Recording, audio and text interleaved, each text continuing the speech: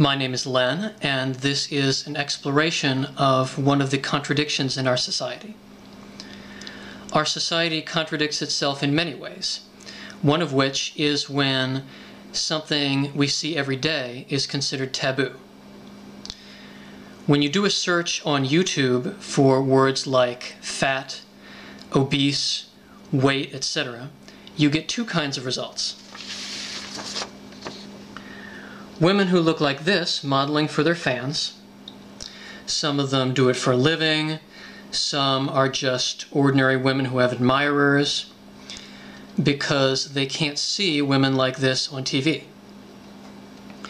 There's demand for them to do things they can't be seen doing on TV, like eating, making self-promotional statements, wearing sexy clothes, and so forth. Regardless of what you personally think makes someone attractive, if a woman is pressured to post pictures of herself because of her appearance, if guys are standing in line for her, if she incites jealousy, then she knows what the prettiest girl in school feels like. The one who ends up marrying a doctor, or just a guy who is going to treat her like a queen. Then you have rants by people who look like this, or this, or this, saying any fat on your body is ugly and makes you a social outcast. So you have a woman who, in one environment, is appreciated, destined for successful relationships, and in another environment, the same woman is made to feel bad about herself, thinking a few pounds is what makes the difference in being accepted. Women who post their constant struggle and anguish on the same website as the model. Do we live in two different worlds? What happens when these two groups meet? And the answer is rudeness. This is a free local newspaper you can find at convenience stores all over the state.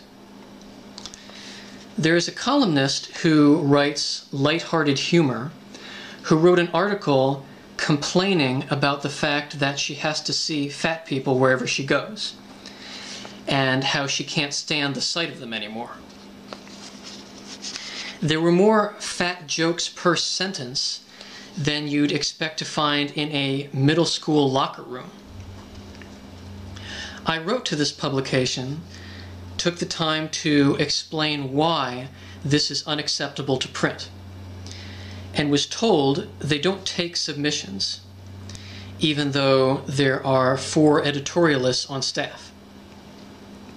This is the first non-paying publication I've gotten a rejection from in many years, and these are distributed for free throughout the state. Everywhere I go, I see men walking hand in hand with substantial women. Many of them interracial couples, often pushing a baby carriage. And it's obvious to anyone with a pair of eyes that they are physically attracted to each other. And it makes me proud that our society has evolved. Now try to imagine something that is well-liked, something that is popular, that can't be shown or promoted on TV, to the point where a single magazine ad about it puts that magazine in the news. Not an argument that is made by a vocal minority, but something that's a complete non sequitur because it's a joke. Now imagine being that thing that can't be said, not being allowed to be proud. And it makes me wonder, how much of an expert can someone be if they are ignorant of this? Several times a year, every news service participates in a weight study in which they send someone out to take pictures of people from behind. What happens when one of these people turns around and it's the photographer's own mother or his coworker? What happens when a fat reporter who is happy with herself is asked to do the story? Do they send her out of the room, or is journalism just for thin people? Does the cameraman have to look for people who aren't smiling and having a good time? Adele, like most performers, owes at least part of her success to her incredible beauty. And yet, look at the stigma that first surrounded her. She won a Grammy for singing the theme song to a James Bond movie. But you would never see her playing the romantic lead in that movie. And why is that? Mama Cass, talented singer, died in her sleep at age 30 following an extreme weight loss that damaged her vocal cords, brought on by social pressure. If it wasn't for this stigma, she would have had a long and happy music career. So what is healthy in that situation? This behavior is just a tiny glimpse of the untoward thoughts people have against fat, whether it's on their own body or someone else's.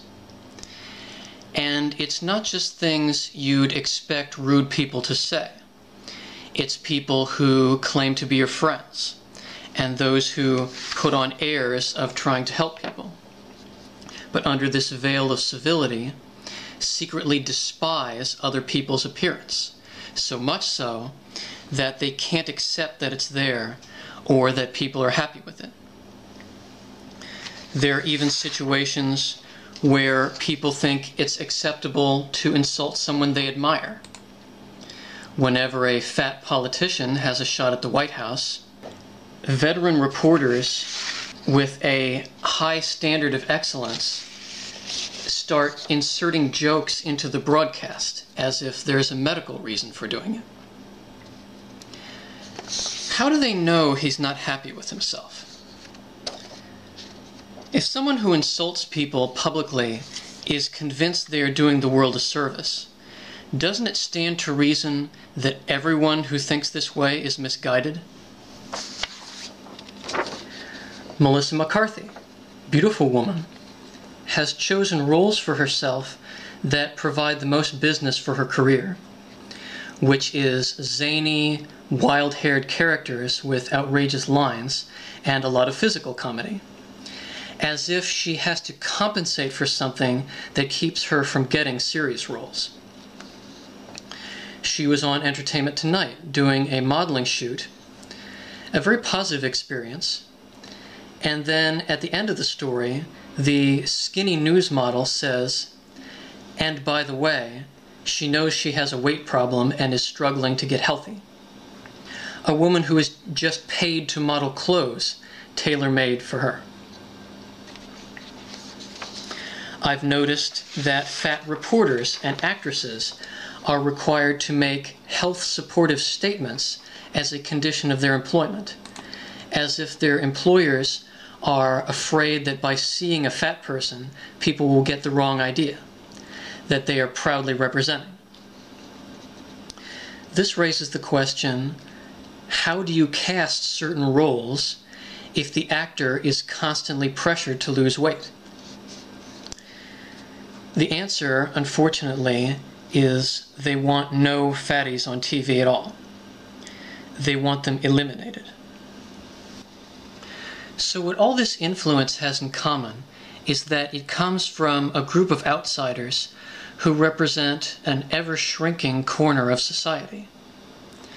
I know it's shrinking because each year at prom season there seem to be more and more chubby girls fitted for gowns and going out with guys. And yet here's a collection of clip art for sale called Body Conscious, which shows skinny women smiling and having fun, and big women who are depressed.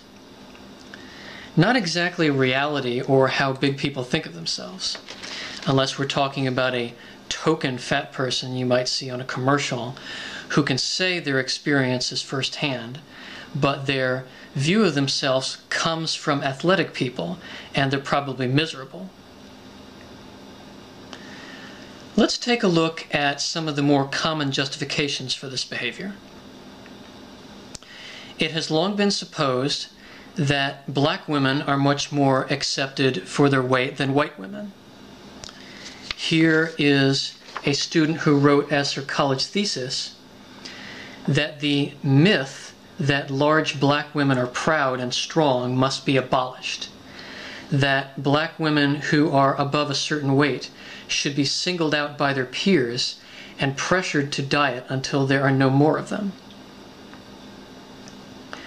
I once saw a cashier who was Employee of the Month, 6 foot tall, over 400 pounds, being treated disrespectfully by a guy.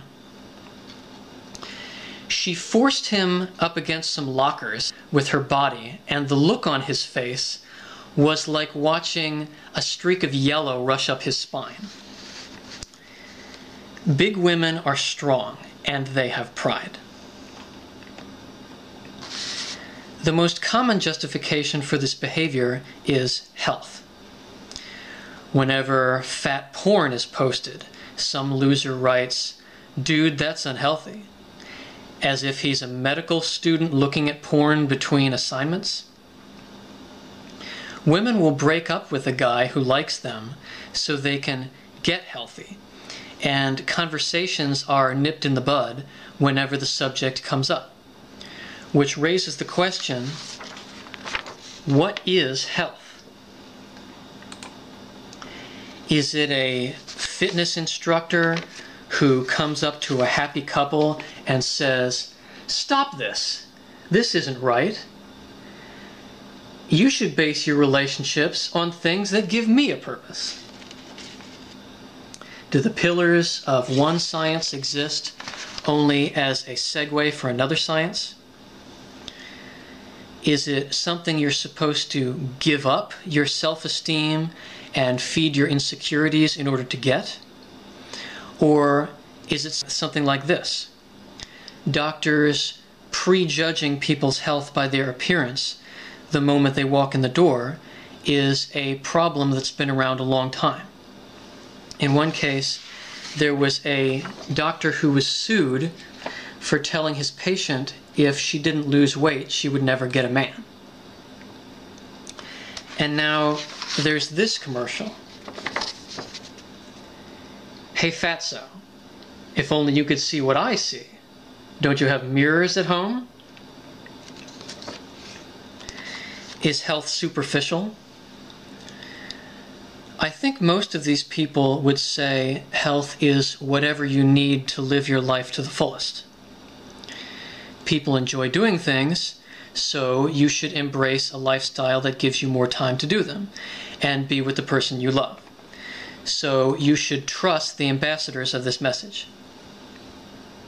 So when a commercial targeting thin people tells me diet and exercise aren't sufficient to achieve health without the pill they're advertising, will buying it make me healthy?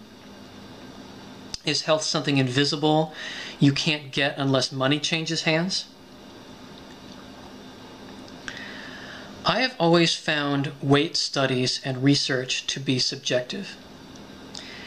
And yet anyone who promotes weight loss has these facts that they pull out to astound people.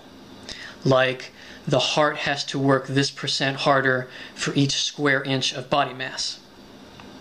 Which might be true. It's just hard to imagine a meaningful discussion made of these. I've only seen people use them as a showstopper, like what Dr. Oz or a magician does. Bam, there it is. So how can you refute it? Imagine being a woman standing against a sea of these arguments who can't instantly change her appearance or doesn't want to, trying to express feelings of self-worth a successful relationship, requirements of friendship, and she is on the losing side of these one-liners which can't adjust except to reveal the speaker cares only about one thing. Two-dimensional thinking is judgmental, crude at times, coercive, and it's not my personal preference that makes it that way. Every diet ever promoted says, this is the way it is, and someone who has memorized this information has limits when it comes to talking about anything else. So let's talk about where these facts come from. Research comes from studies which require funding. And to get that funding, you have to explain why the result will be of use to the health industry. Everybody knows the reason teenage girls have anorexia is because of an unrealistic standard of beauty provided by the fashion and health industries working together. If it's fashionable to be skinny, researchers compete to get studies that back up the message they want. If there was a different standard of beauty, there would be different studies and different statistics. This dissertation is called The Strong Black Woman, Depression and Emotional Eating. Someone who doesn't feel any judgment when they see people who are different from them starts reading this, and when they see words like alarming rate, it becomes less objective and therefore less scientific. It's obvious that these are written by thin people, possibly even someone whose only friends are thin people. The theme is, what are we going to do about them? And this is a problem because scholars come in all shapes and sizes. Let's say our society is divided into two demographics, ones and zeros, who have an equal place in every institution of learning, except that only ones study zeros. After all, look at how strangely shaped they are compared to ourselves. The demographic isn't self-representing. If it were, writers might have to reword what they say, and there would be different considerations and goals. So here is what an objective viewpoint looks like. Let's say an unbiased visitor who doesn't know our culture comes down from space. I guess he's genderless as well. Sees people of all sizes getting around, living their lives with no fundamental difference between them.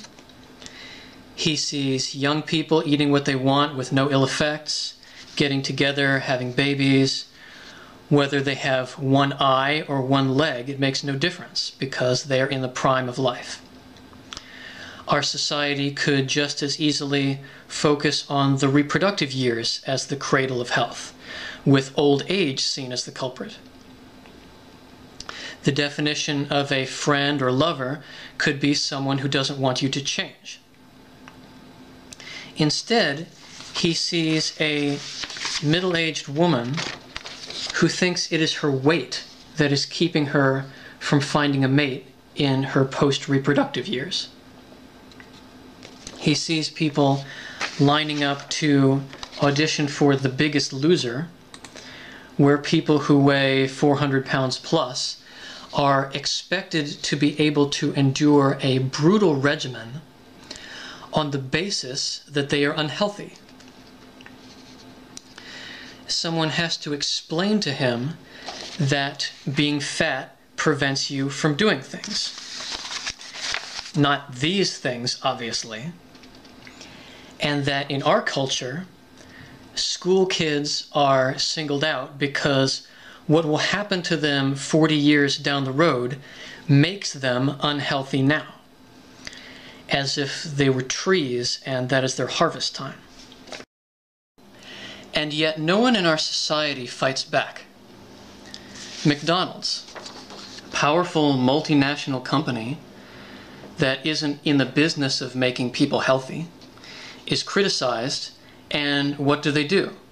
They're pushovers, giving ambiguous arguments like the Big Mac is part of a larger balanced diet, instead of just standing their ground. And most people give answers like this. But the way to fight facts is with facts.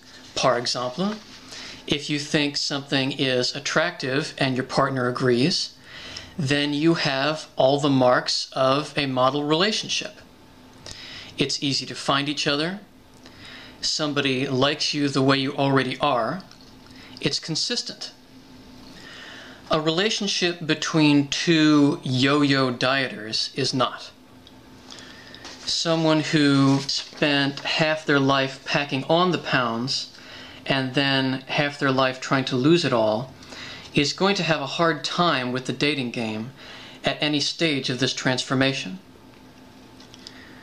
What are they supposed to do if they do meet someone who is attracted to them? When a woman loses 100 pounds to surprise her husband, it raises the question, what attracted him in the first place? If you find your partner unattractive, it leads to a loss of intimacy, especially if it is not discussed. They have to exclude the physical from their lives to some degree. Nutritionists and fitness experts can't explain to us how this relationship is supposed to work. The fact that ugly people are out there finding true love stumps them because it goes against their theory. They'll make it sound like physical fitness makes everything simple. It doesn't. You know why? Relationships have nothing to do with it. If you can point out contradictions, you can get people to agree on things that don't require bias. Here are some examples of how certain conclusions by the health industry are based on assumptions.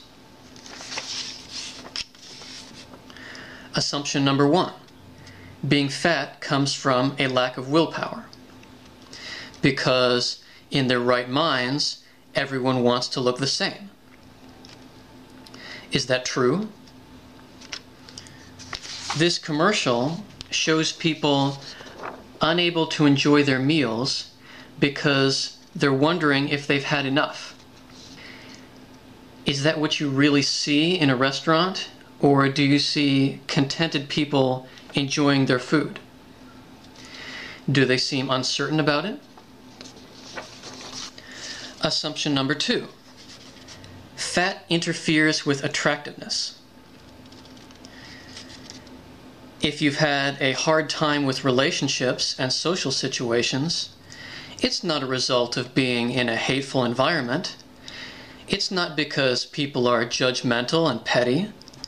It's a consequence of your physical appearance. Is that true? These painful experiences are usually brought to someone who sympathizes like it's all par for the course, a situation of their own making. Is that a legitimate psychology? Assumption number 3. Your friends want you to change. They can't accept the way you are. This one might be the hardest to swallow. Let's say it's the first day of college. Students are standing in front of the building waiting to see which of their friends will show up. A girl who was once popular has gained a lot of weight over the summer, so much that everyone notices. She reunites with her friends, expecting to pick up right where they left off. The subject of her weight is something they try to tiptoe around until they finally feel obligated to point it out. She doesn't know what to say.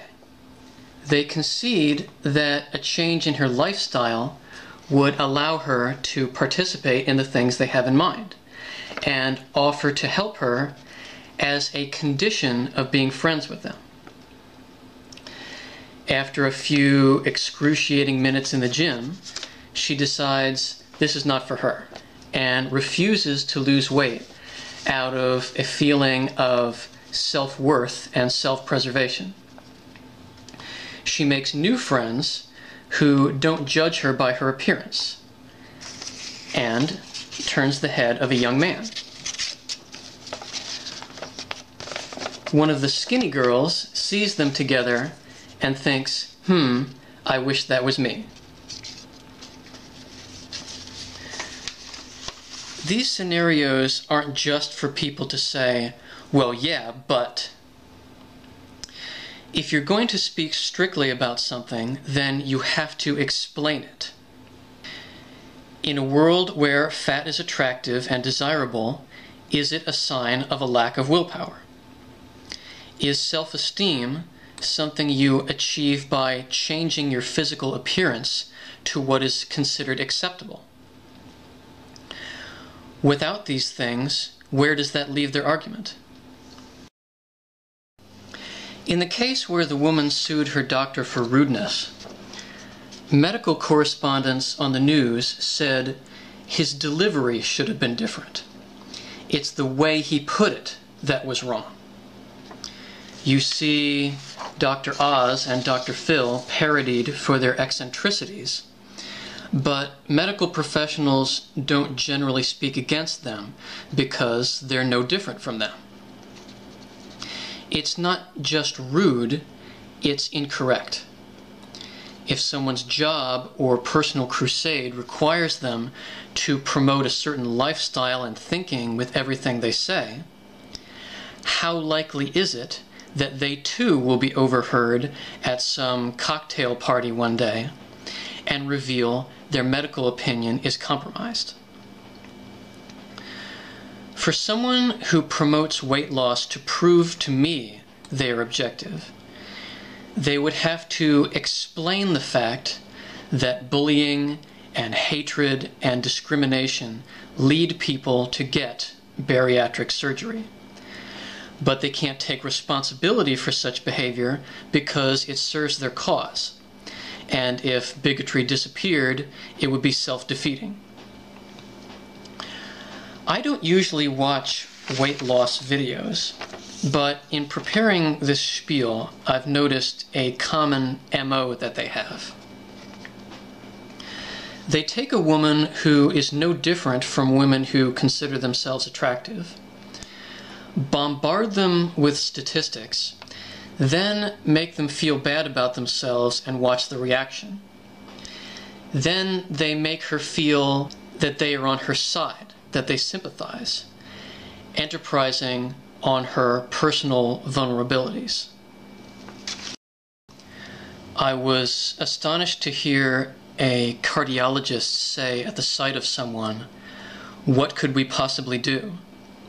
and then refuse to treat a patient despite one of the most advanced medical centers in the country being recommended to them.